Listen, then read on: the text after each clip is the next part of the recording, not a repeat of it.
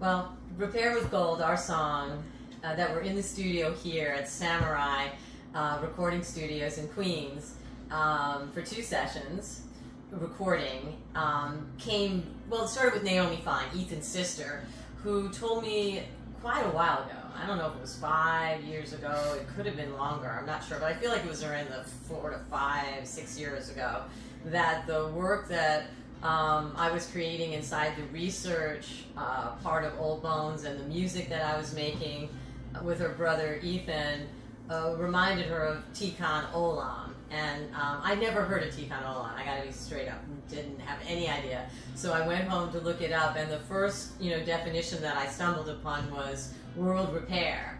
And I was really flattered because actually I do have the crazy kind of hidden, I don't know how hidden it is anymore, goal, kind of like out of a James Bond movie, like whatever, Spectre or something, or it's my secret mission, is to save humanity with this project. And so when she kind of came up with this ancient phrase and found it apt for what we were doing, I felt like, okay, at least I'm on the road if somebody else can identify it. So that's it. Repair with Gold is Tikkun Olam, world repair. And then when I was researching Tikkun Olam, I stumbled onto the philosophy of Kintsugi. And so I blended these 2 philosophies into the lyrics of Repair with Gold. And plus, I then had heard a wonderful interview on Being, and a wonderful author, and I'll talk more about that later, The Birthday of the World, a children's book that I found that had to, and all of this resonates with Tikkun Olam and then other elements with Kintsugi. So yes, repair the world. That's what we're trying to do, and this song is our anthem.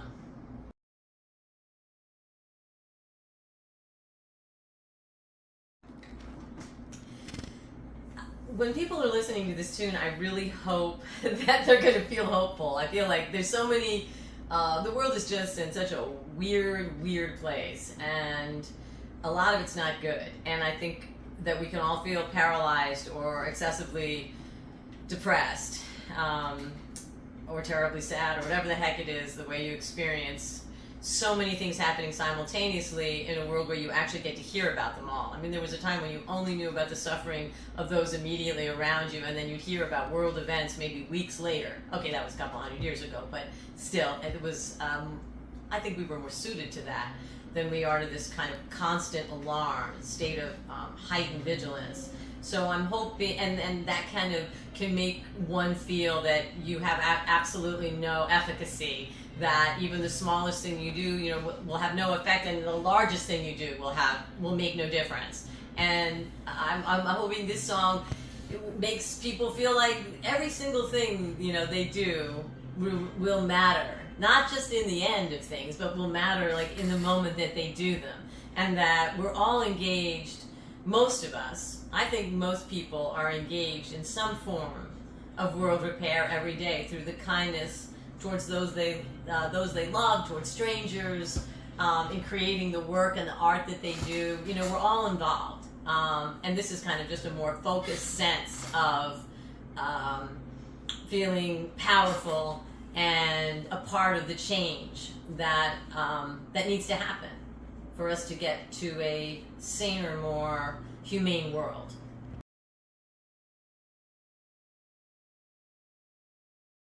You should never tell a lyricist to talk about their favorite lyrics. It's probably not a good idea, because I actually of course I like them all. I mean, I love the image of the seams of gold. That comes from the Kintsugi philosophy of that when a bowl is broken, instead of, Kintsugi is much more complex than this, but what the metaphor for it is, instead of throwing it out, that you mend the cracks with gold.